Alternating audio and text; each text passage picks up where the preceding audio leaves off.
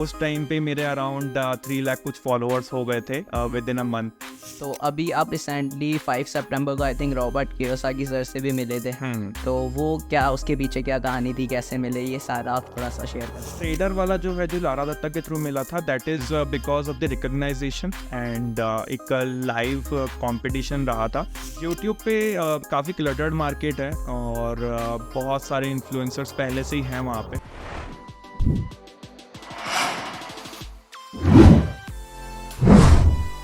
तो अब अपन थोड़ा सा इसको क्रिएटर जर्नी की तरफ लेके चलते हैं, जिससे कि जो क्रिएटर बनना चाहते हैं इन फ्यूचर उनके लिए भी हेल्प हो सके कुछ। तो क्रिएटर इंसाइट्स बेसिकली अपन कह सकते हैं इसको। वो आप क्या देना चाहेंगे, कब आपने स्टार्ट किया कंटेंट क्रिएट करना, और इंस्टाग्राम पे जो आपके 4,40,000 के अराउंड आई थिंक फॉलोअर्स हैं, तो वो कैसे आप यहाँ तक की जर्नी में, इसके बारे में थोड़ा सा बताइए।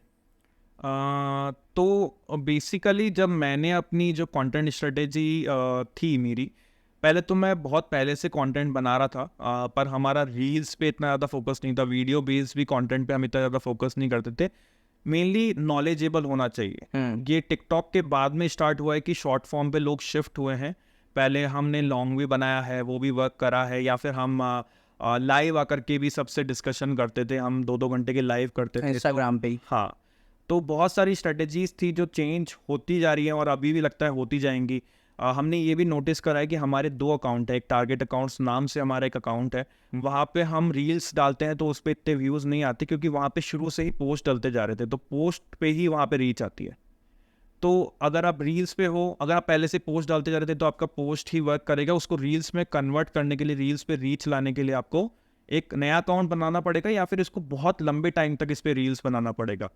It is a kind of basically experiment हो जाएगा। जो ऑडियंस हाँ। अभी तक ऑब्वियसली पोस्ट देखती आ रही थी और इसीलिए आपको फॉलो कर रही है, सडनली आप उनको रील देने लग जाओगे। हाँ, पर वो इंस्टाग्राम का एल्गोरिदम भी ऐसा ही बन चुका है हाँ, कि वो लोगों तक अब वो रील पहुंचाता ही नहीं है। अगर आप कंसिस्टेंटली बहुत लंबे टाइम तक अगर आप रील नहीं बनाओगे आप, तो वो पहुंचाएगा ही नहीं। वो आपके पोस्ट को हर जगह दिखा रहा है, आपके उस पे अगर आपने पोस्ट को रीशेयर करा स्टोरी पे, तो उसके व्यूज़ बहुत अच्छे आ रहे हैं, लेकिन आपने वहीं पे रील को रीशेयर करा स्टोरी पे, तो उसके भी व्यूज़ कम आ रहे हैं। एल्गोरिदम बहुत बड़ा रोल प्ले करता है। आप चाहे किसी भी तरीके की कंटेंट क्रिएटर बनोगे, चाहे आप म्यूज़िक में जाते हो, या फिर फ़नी स्केचेस में जाते हो, या फिर फाइनेंस में भी जाते हो, तो एल्गोरिदम एक बहुत बड़ा रोल प्ले करता है। आप कितना भी सोचो कि मैं कितनी अच्छी ही लोगों को नॉलेज दे रहा हूँ, लेकिन वो जब तक वर्क नहीं करेगा, जब तक वो उसके एल्गोरिदम को सेट नहीं करेगा।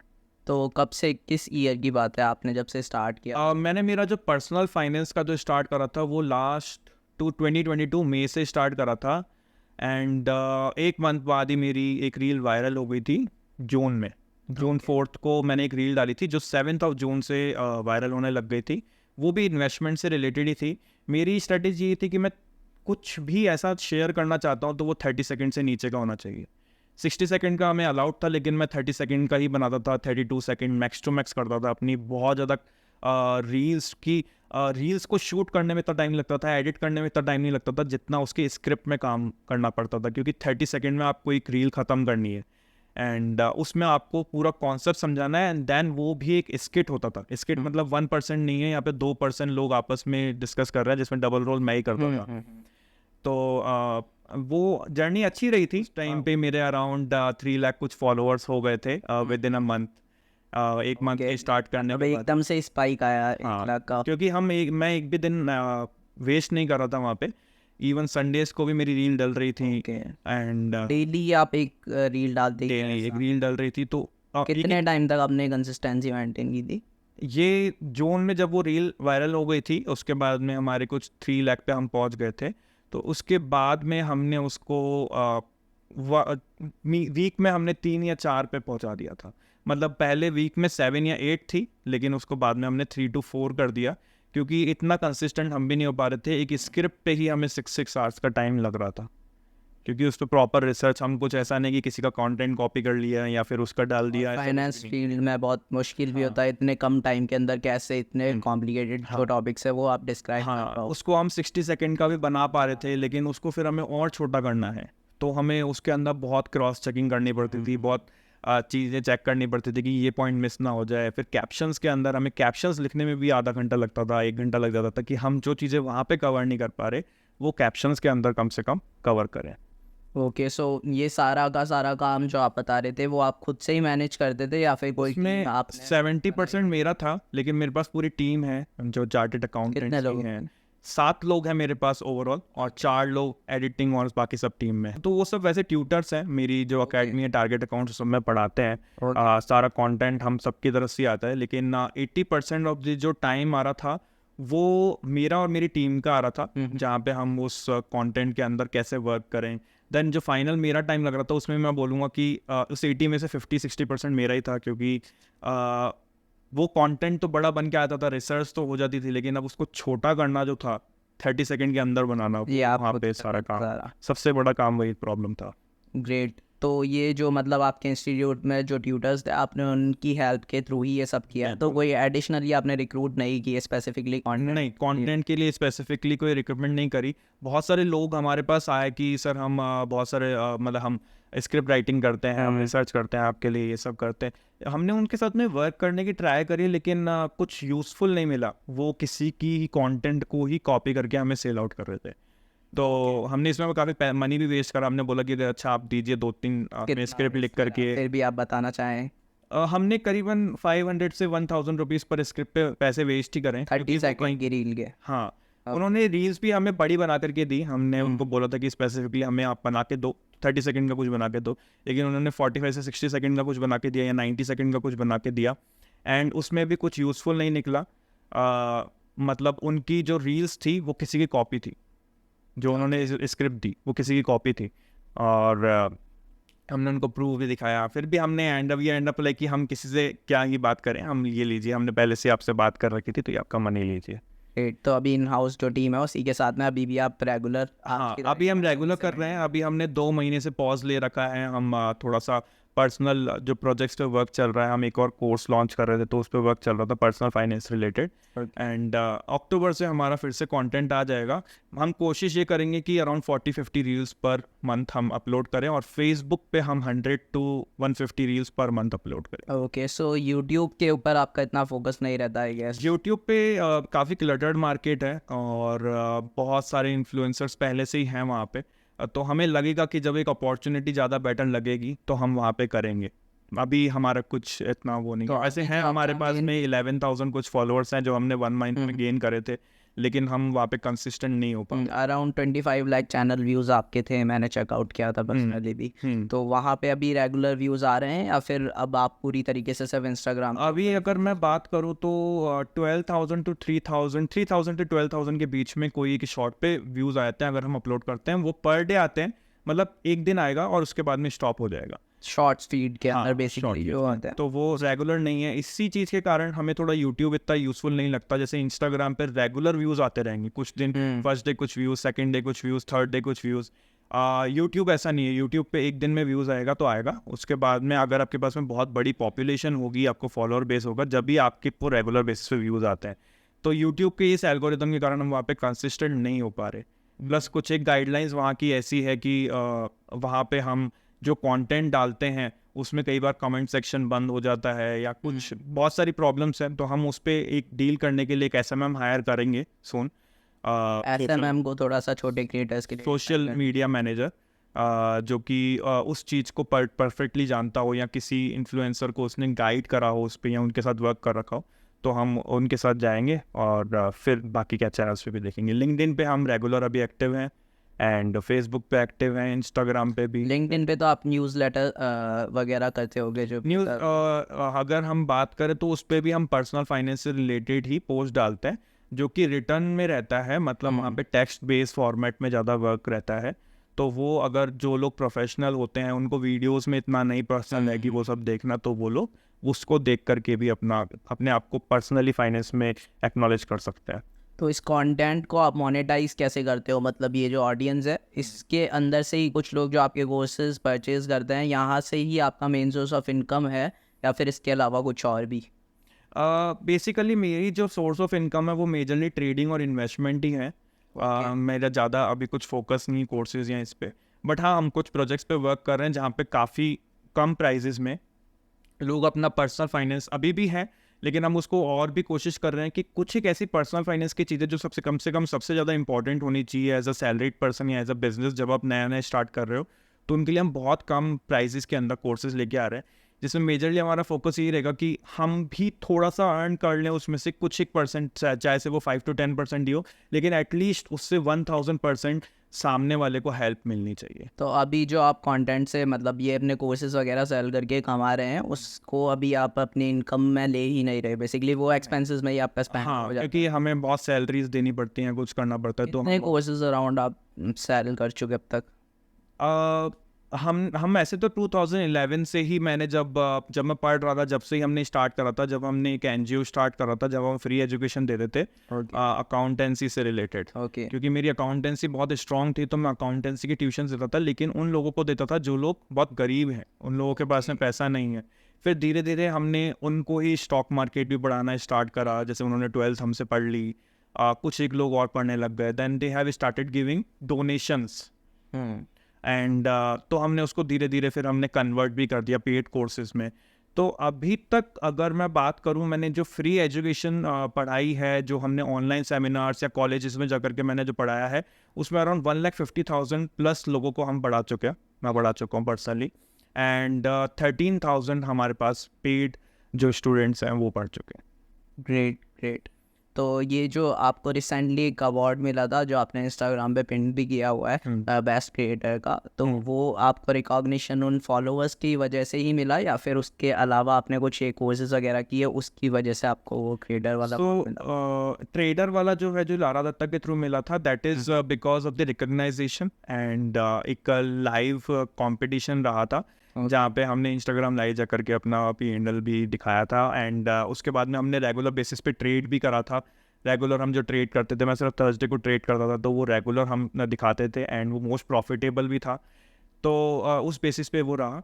एंड और जो हम फाइनेंस पढ़ाते थे, तो मोस्ट इन्फ्लुएंसर जो हम बोलते हैं कि best finance tutor of the year, उसका भी अवार्ड मिला था मुझे, कि मैं सबसे अच्छा फाइनेंस पढ़ा रहा हूँ अभी इस साल के अंदर, वो उस बेसिस पे मिला था। जो नंबर ऑफ स्टूडेंट्स जो वोट करते हैं हमें पूरे इंडस्ट्री के अंदर, उसके बेसिस पे मिला था। ग्रेट। तो उसका कोई इंटरनल इनका कुछ मतलब प्री रजिस्ट्रेशन करने के लिए कुछ था या फिर उन्होंने खुद ही से सेलेक्ट किया था? वो अप्रोच करते हैं आपको कि हम आपको नॉमिनेशन में डाल रहे हैं, बट ये अवार्ड बेस्ड जो रहेगा ये आपका वोटिंग पे रहेगा। ओके। तो वो वोटिंग के लिए आप अपनी स्टोरीज पे या फिर आप जो भी पोस्ट डालना चाहते हो, ताकि आपको ज़्यादा से ज़्यादा वोट मिले, आप अपने स्टूडेंट्स को बोल सकते हो, तो वो वोट करते हैं उस basis पे रहते हैं। ऑटोमेटिकली जो छोटे क्रिएटर्स हैं उनके पास में जैसे जैसे ऑडियंस बढ़ेगी तो ऑटोमेटिकली वो लोग उनको अप्रोच करेंगे, डायरेक्टली खुद से? हाँ, डायरेक्टली नहीं होगा, और अगर आप एक नोन पर्सनालिटी हो या फिर आपको पहले कोई अवार्ड्स मिल चुके हैं, तो ही आपके साथ वो रहता है। Okay great. तो अभी आप रिसेंटली 5 सितंबर को I think Robert Kiyosaki sir से भी मिले थे, तो वो क्या, उसके पीछे क्या कहानी थी, कैसे मिले, ये सारा आप थोड़ा सा शेयर कर? तो रॉबर्ट कियोसाकी और स्नेह देसाई हैं एक, वो भी इन्फ्लुएंसर हैं, तो उनका एक इवेंट होना था मुंबई के अंदर, तो वहाँ पे मुझे एक इनविटेशन मिला था कि आप आइए, एंड रॉबर्ट कियोसाकी की टीम भी है, आप उनसे बात भी कर सकते हैं जो भी क्वेश्चंस है। तो बस इनविटेशन बेस्ड था, वो भी यही था कि जो भी सेम इस फील्ड के अंदर है, कुछ एक गिने चुने जो कि बहुत अच्छा परफॉर्म कर रहे हैं, तो उनके लिए ही वो था। कैसा लगा आपको पर्सनली इतनी बड़ी पर्सनालिटी से मिलना लाइव? बहुत अच्छा लगा, मतलब उनका एक एनर्जी देख कर के मतलब शॉक था मैं उसी होटल में स्टे कर रहा था जिस होटल में इवेंट था, एंड मैंने उनको देखा कि वो 70 kg की डेडलिफ्ट ले रहे थे। वो खुद 70 प्लस है, प्लस एज है। हाँ, उनकी 73 एज है, एंड वो 70 kgs का ही डेडलिफ्ट कर रहे थे, and he is very good at workout. Like अभी भी मतलब इस एज में आकर के मोस्टली इंडियंस तो सोचते कि हम क्या ही करें, क्यों करें, दी एनर्जी ही हैज़। एंड उसके बाद में भी उन्होंने बोला कि मुझे यहाँ पे, मैं जब भी इंडिया में दूसरी बार ही आए हैं वो, एंड उन्होंने एक चीज़ देखी कि मुझे यहाँ पे जो पिक्स दिखाते हैं इंडिया की, बाहर के जो फॉरेनर्स जो डालते हैं, वो सिर्फ स्लम्स की डालते हैं। हाँ, तो पर्टिकुलरली उन्होंने वो स्लम वाला एरिया जो है, जो वहाँ का डोंबिवली आई गेस है, मुझे I don't remember the name exactly, जो मुंबई का पर्टिकुलर एरिया जहाँ पे स्लम्स है बहुत ज़्यादा, वो वहाँ पे जाकर के उन्होंने विजिट भी करा, वहाँ से उन्होंने परचेजेस भी करी है। तो उन्हें पर्सनली जा करके, तो एक पर्सन जो खुद बिलियनियर है, वो इतना जा करके वहाँ पे जाकर के देखना चाह रहा है, और वो परचेजेस भी करके आ रहा है वहाँ से, तो उसका कुछ ना कुछ तो माइंडसेट है। और वो ऐसा नहीं है कि मैं रिच हूँ तो मैं सिर्फ होटल में रहता हूँ या फिर अच्छी अच्छी जगह घूम के आ जाता हूँ। उन्होंने कुछ सोचा, कुछ देखा कि हो सकता है उनका फ्यूचर डेवलपमेंट का प्लान हो यहाँ पे, कुछ रियल एस्टेट से रिलेटेड या कुछ देखना चाहते हो वो। हम सोचते हैं कि आज बहुत पैसा है या कुछ है, चलो अब काम करना बंद कर देते हैं यहाँ पे। पर उनको देख करके लगता है कि नहीं, कितना भी आ रहा है तो आप किसी ना किसी चीज़ में अपने आप को एंगेज रखो, तो then the life is good. Recently अभी मैंने उनकी एक पॉडकास्ट देखी थी जिसमें उन्होंने बताया था बेसिकली कैश वो लिटरली लेके बैठे थे, शायद TRS की बात है या फिर पता नहीं किसी बड़ी पॉडकास्ट पे उन्होंने कैश को दिखाया था, दिस इज रबिश, कैश वगैरह ये कमाना नहीं है अपने को। उन्होंने सिल्वर कॉइन वगैरह उठाया, silver gold, this is real currency, इसमें इन्वेस्ट करना है और अभी ये बेस्ट टाइम है इसमें इन्वेस्ट करने के लिए। सो इसके ऊपर आपका क्या टेक है? अभी सिल्वर और ये कमोडिटीज वगैरह में इन्वेस्ट करना चाहिए फॉर द फ्यूचर सेफ्टी? मैं पर्टिकुलरली करता हूँ, मैं बिल्कुल करता हूँ इसके अंदर पैसा इन्वेस्ट। गोल्ड, मेरा फिजिकल गोल्ड में इन्वेस्टमेंट रहता है। मैं SGBs या किसी और चीज़ में इन्वेस्ट नहीं करता जो कि मेरे को फिजिकल गोल्ड नहीं दिख रहा। क्योंकि इंडिया या फिर किसी भी कंट्री की अगर मैं बात करूँ तो वहाँ पे जो गोल्ड की जो सेल आउट हो रही है वो पेपर में ज़्यादा है। अगर वही लोग पेपर वाले जितने भी गोल्ड अगर उनके पास में है ऑन पेपर, अगर वो उसको फिजिकल में कन्वर्ट कराना चाहेंगे, वो कंट्री हाथ जोड़ लेगी, उनके पास में इतना गोल्ड नहीं है। That is true. And gold के अंदर इसी कारण जो फिजिकल गोल्ड है उसके अंदर जो मूवमेंट्स आते हैं प्राइजेस के, that is far much better on to the upper side, और डाउन साइड में इतना नहीं है। जबकि अगर आप पेपर गोल्ड की बात करो तो वहाँ पे जो अपर साइड मूवमेंट है वो बहुत ही कम है, एंड जो डाउन साइड मूवमेंट है वो बहुत ज़्यादा है डिजिटल गोल्ड की। क्योंकि वहाँ पे आप कितनी भी सप्लाई क्रिएट कर सकते हो और कितनी भी डिमांड क्रिएट कर सकते हो। आपको क्या करना है, एक पेपर निकालोगे, आप RBI बोलेगी हमारे पास SGB आ रहा है, उतने गोल्ड है ही नहीं उनके पास में, वो तो SGB निकालेंगे। आप SGB को सामने वाला बोलेगा भी नहीं कि मुझे तो इसको फिजिकल में कन्वर्ट करके दो, क्योंकि वो पेपर पे ही हुआ है। पेपर गोल्ड आप कितना भी बना सकते हो, एंड गवर्नमेंट आपको बोल रही है कि हम आपको 2.5% देंगे और जितनी रेट्स बढ़ी है वो हम आपको दे देंगे। तो इससे सबसे ज़्यादा बेनिफिट जो हो रहा है वो गवर्नमेंट को हो रहा है। आपको वो उतने ही अमाउंट का सेविंग्स अकाउंट पे इंटरेस्ट दे रही है, सेविंग्स अकाउंट वाला इंटरेस्ट दे रही है, और आपको भी पता है कि रेट जो बढ़ेगी वो आपके अकॉर्डिंगली थोड़ा बहुत ही मूवमेंट आएगा। तो काफ़ी फिन इन्फ्लुएंसर्स इसको प्रमोट भी कर रहे हैं, पर मैं जानता हूँ 95% ऑफ द फिन इन्फ्लुएंसर्स खुद SGB में इन्वेस्ट नहीं कर रहे होंगे। नहीं, ये जो आपने पेपर गोल्ड बताया, ये डिजिटल गोल्ड जो ऑनलाइन हम लोग कर सकते हैं वही है या फिर कुछ और है ये पेपर गोल्ड का कॉन्सेप्ट? पेपर गोल्ड होता क्या है, एक तो ETF में भी आता है इसका, ठीक है। ETF होता है जो हमारा गोल्ड बीज होता है, एक तो आप उसकी तरफ इन्वेस्ट कर सकते हो। दूसरा आपका होता है कि आप उसके अंदर कर सकते हो SGB, सॉवरेन गोल्ड बॉन्ड्स। ये RBI इशू करता है, वो 5 से 8 साल के लिए इशू होते हैं। वो बेसिकली आप 5 साल का लॉक इन पीरियड रहता है, आप उसके बाद में पैसे निकाल सकते हो। उसमें आपको 2.5 साल हर साल पैसे मिलेगा, और उसकी जितनी रेट में इंक्रीमेंट आया है उस 5 साल 8 साल में, तो वो भी आपको वो इंक्रीमेंट करके मिल जाएगा। तो वो बेसिकली ये चाहते हैं कि इंपोर्ट हमारा गोल्ड का कम हो। सो सर, वापस से अपन थोड़ा सा फाइनेंस फील्ड की तरफ जंप मार गए, बट अपन इसको वापस क्रिएटरशिप की तरफ लेकर के आते हैं। तो क्या आप टिप्स देना चाहोगे अपने एक्सपीरियंस से, प्लस क्या आपके फ्यूचर प्लान्स रहेंगे कंटेंट क्रिएटर जर्नी के लिए, वो आप थोड़ा सा शेयर करना चाहें, और टिप्स जो भी देना चाहें छोटे क्रिएटर्स को वो आप दीजिए। तो फाइनेंस का अगर आप कंटेंट क्रिएटर बनना चाहते हो तो सबसे इम्पॉर्टेंट चीज़ है आप अपनी रिसर्च पे फोकस करिए। कोई अगर क्रिएटर एक वीडियो बना रहा है, अगर आपने उसकी कॉपी पेस्ट कर दिया और हो सकता है कि उस वीडियो में वो सामने वाले पर्सन ने, किसी भी मैक्रो इन्फ्लुएंसर ने भी 100% जेन्युइन रिपोर्ट नहीं दी है, या फिर उनकी रिसर्च में थोड़ी कमी रह गई, तो ये आपके लिए भी प्रॉब्लमेटिक बन जाएगा कल को। एंड इसमें सबसे इम्पॉर्टेंट चीज़ है आप खुद की रिसर्च करके डालिए, प्लस आप एक प्रोफेशनल बैकग्राउंड लेके चलिए, एक अच्छी टीम लेके चलिए जिसमें एटलीस्ट 2-3 प्रोफेशनल्स तो हुई, क्वालिफाइड प्रोफेशनल्स की बात कर रहा हूँ, जैसे कि CA या CS या CFA हों, तो ही आपके लिए ज़्यादा वर्क एनहेंसमेंट रहेगा।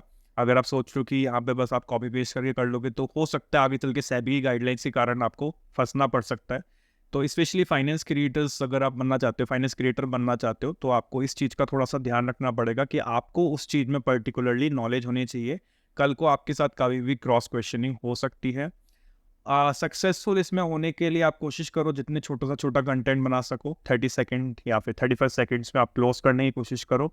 एंड क्योंकि लोगों का जो ध्यान है वो बहुत कम हो गया है, पहले वो बड़ी वीडियो भी, हाँ राइट, तो लोग पहले जहाँ पे अटेंशन स्पैन का काफ़ी अच्छा होता था, 20 मिनट की वीडियोस भी देख लेते हैं, but after TikTok it has reduce to few seconds, और वो धीरे धीरे और कम होता जाएगा। इसलिए 15 सेकंड वाली जो वीडियोस होती है वो और भी अच्छा परफॉर्म करती हैं, जहाँ पे सिर्फ टेक्स्ट बेस्ड नॉलेज होती है ऑन अ वीडियो, तो वो ज़्यादा और अच्छा परफॉर्म करती है। तो आप बीच बीच में ये भी ट्राई कर सकते हो, पर कोशिश करो 30 to 40 सेकंड्स की वीडियो बनाने की या 35 सेकंड्स की वीडियो बनाने की, जिसमें आप बहुत अच्छा परफॉर्म कर सको। ओके, आपके क्या फ्यूचर प्लान्स रहेंगे? आप क्या क्या करने वाले हो आगे कंटेंट जर्नी के? तो अभी तो कुछ ऐसा फोकस नहीं कर रहा है, हम अभी यही सोच रहे हैं कि बनाते जाएंगे। आगे से खुद ही कुछ डिमांड आती है, जैसे हमने अभी पर्सनल फाइनेंस का भी कोर्स लॉन्च करा, तो ये हमने खुद के पर्सपेक्टिव से नहीं बनाया कि चलो एक लॉन्च करते हैं या कुछ करते हैं। सामने से ही लोगों की डिमांड आई, कई लोगों ने डीएम करा, मैसेज करा कि सर कुछ पर्सनल फाइनेंस का भी आप सिखाते हैं क्या पर्टिकुलरली, जहाँ पे पूरी क्यूरेटेड, या तो अगर आपने प्ले लिस्ट बना रखी हो या फिर इस पे जैसे हम 30 सेकंड्स की हमने प्लेलिस्ट बना भी रखी है, लेकिन उनको कहना है कि सर फिर इसमें थोड़ा सा कुछ क्वेश्चनरीज रह जाती हैं या फिर कुछ है, हमें डिटेल्ड एनालिसिस चाहिए, डिटेल्ड वीडियो चाहिए, तो आप इस पे कोर्स लॉन्च करिए। तो हमने कोर्स भी उसी बेसिस पे लॉन्च करे हैं। तो आगे भी कुछ एक ऐसी डिमांड आएगी तो हम ऐसे ही करेंगे, बट अभी के लिए हमने पर्सनल फाइनेंस कोर्स लॉन्च करा है और हमारे इस पे ही प्रोजेक्ट चल रहा है कि हम इसमें ही एनहेंस करें और भी पर्सनल फाइनेंस के जितने डीप नॉलेजेबल्स हो सकती है या फिर जितने भी प्रोडक्ट्स हैं सबको कवर कर पाए।